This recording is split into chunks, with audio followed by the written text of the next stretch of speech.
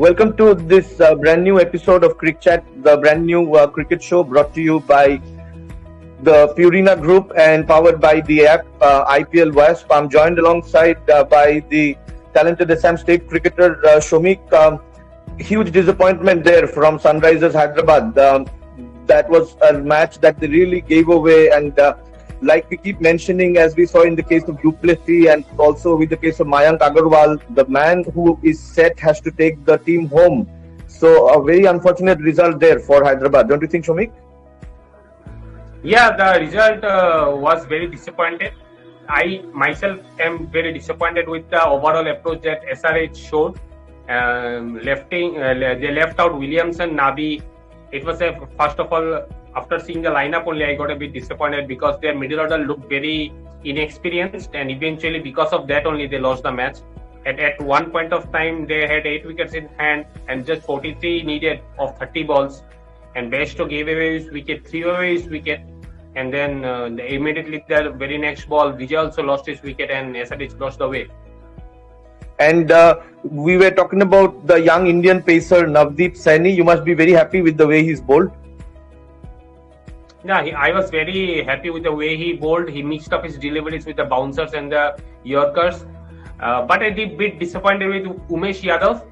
He has been playing for India since so long. And with the likes of Shami, we have seen in the last match, the way he bowled, I thought Umesh could have done the same, but he looked a bit rusty, maybe lack of match practice. I hope he just comes back and make RCB a much more better bowling side.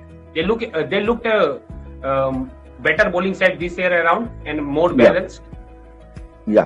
And the other debutant, of course, we've spoken a lot about Devdutt Padikkal. He was absolutely brilliant, wasn't he? I can see you smiling, Shomi. Yeah, I had been following him since the last 2 years, and he has always performed, and he did the same in yesterday's match also. He played on his strong points, went after the bowling. After seeing an over of Bhuvaneshwar, he just went after the bowling. And it paid off. The gamble paid off for RCB also. In a whole, I would say that it was a good outing for Padikkal. And AB de Villiers, of course, coming lower in the order, he was outstanding. Very crucial innings in the end, Shomik. Yeah, at one point in time also, RCB messed it out when they lost 2 wickets in the space of 2-3 balls. But then the partnership, a small partnership between Virat and AB de Villiers just balanced it out. But at the later stages, the way de Villiers was hitting his sixes, nobody would tell that he's a retired international player now. And talking about the batting collapse once again, as a cricketer yourself, can you just tell us what goes out or what happens in the dugout once a situation like that happens? Because it was just insane the way they kept losing their wickets, and there was this collision also between Abhishek Sharma and Rashid in the middle, which was, I mean, it was just how easily can a team lose its way in a pressure situation, Shomik? Things like this happen in cricket. We have seen it, and we have also experienced it that a team just lose their way because in the initial period we get a bit relaxed because when Bairstow was playing with Manish Pandey, the target seemed very easy for them, and so the middle order kind of got a bit relaxed. And with the unfortunate injury of Mitchell Marsh, the whole of the middle order got a bit scattered, I would say, who would be going at, or else Mitchell Marsh would have been going at number 5, but then Abhishek Sharma came, and then Priyam Garg also playing his first match, got a bit under pressure. So I guess overall what I am trying to say is that SRH should have kept either Williamson or Nabi in the playing 11 just to balance out the middle order because they are top heavy with Warner and Bairstow. Warner got out unfortunately, but then also there is a big lapse in the middle order.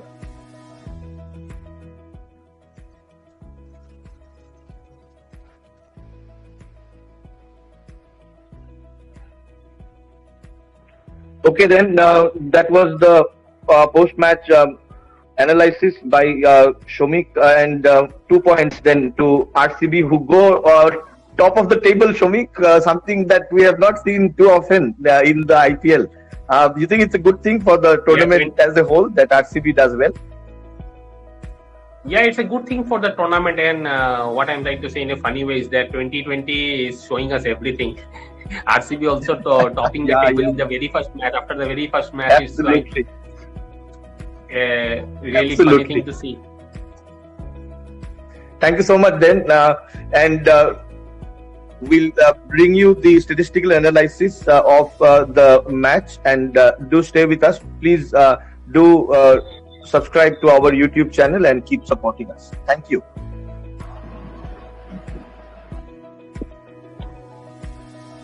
Good afternoon, Dr. Dibyajyoti sir. Good afternoon, Himabruta. Sorry for the delay and some technical glitch for which I could not join on time.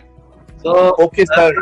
We have just discussed the match between Hyderabad and Bangalore that took place yesterday.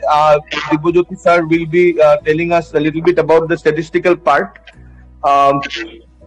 How did you find the match, sir, and how would you try and explain the collapse that the Hyderabad lineup had? The collapse was one thing I am watching in these matches. Samik also please highlight some of the important things you must have also noticed. That as soon as the lower middle order comes, contribution from the lower middle order is not at all significant, because when the top order is batting, it's going on fine. And when after the lower middle order comes, we have seen yesterday both in the first innings and the second innings. So this is happening, that lower middle order is unable to contribute much towards the total. Is it because of the playing conditions suddenly changing, or is it because of a different type of pitch? Shavik, I want to know about something about you from this. No, actually, what happened that they just collapsed under pressure after the losing wicket of Bairstow and Vijay Shankar, and with the unfortunate injury of Mitchell Marsh, their batting order just reshuffled a bit, and then the debutants in Priyam Garg playing his first IPL match just got to his nerves. He just could not hit the ball as soundly as he was hitting in the nets, I guess, and he took the pressure on himself, and thus the downfall of the wickets came along. And just to add to Dibbo sir's question, Shomik, what is the expectation from a lower middle order player in a T20? I mean, what kind of roles does a lower middle order batsman in T20 cricket have to shoulder? In T20 cricket, you can say that any contribution from the lower order is a bonus. But as it was in yesterday's match, after even losing 2 wickets of the two balls, the difference between the balls and the runs weren't that much. 2 big hits could have just equalized the equation. Yeah. But then at one point, when in the last 3 overs, I guess it was 28 of 18 balls when Saini bowled a wide ball and it went for 4 byes. Yeah. So 17 balls, 23 runs is very much achievable. And we all know that Rashid Khan, Bhuvaneshwar can contribute well with the bat. But yesterday just they lost their way. And some good bowling in terms by RCB also, like Shivam Dube coming in and bowling 3 good overs. Instead of Washington Sundar. So the luck was with RCB, definitely. Yeah. And what did you make of Kohli's captaincy, sir? Bowling Umesh Yadav for 4 overs, he was expensive, and 29 balls, 43 to get. It was because of the brilliance from Chahal. Otherwise, RCB could have suddenly ended up on the losing side, don't you think? Yeah, they were in that way only. It was some of the blunders or bad luck from Sunrisers Hyderabad that they could turn around in the match. Virat Kohli has been doing these type of mistakes in all the IPLs. And I don't know, since he's the captain of India, that is the reason why he still captains RCB. Because he would have been any other player.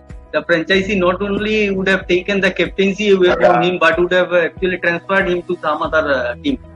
So that would happen. Virat Kohli himself is a good batsman, but then this is something which is he should have learned with time. But he's doing the same mistake again and again. Yesterday we have seen that Dean Jones came up with a nice commentary that where in the pitch you should run so far as Sharjah or Abu Dhabi or Dubai grounds are concerned, and there is a possibility of slipping, because if you suddenly move to the dusty, to the grass, then there is a chance that you will slip, and this is one important criteria most of the teams will be practicing recently, because this is every day it is happening. Some misfortune is happening in the run out or this thing. This is also something new to learn and to watch in this ground. So this is also an additional. It's not so cricketing, but definitely it is more of logic than cricketing. Thanks. Thank you so much to our guests and panelists, Shomik and Dr. Dibajyoti sir. That brings us to the end of the post-match analysis between the match between Sunrisers Hyderabad and Royal Challengers Bangalore. And Royal Challengers Bangalore, with that win, go top of the table. And this is something that could have happened only in 2020, like Shomik jokingly mentioned. A big thank you once again to all of you. Please subscribe to our YouTube channel and download the app IPL West, which is available on Play Store.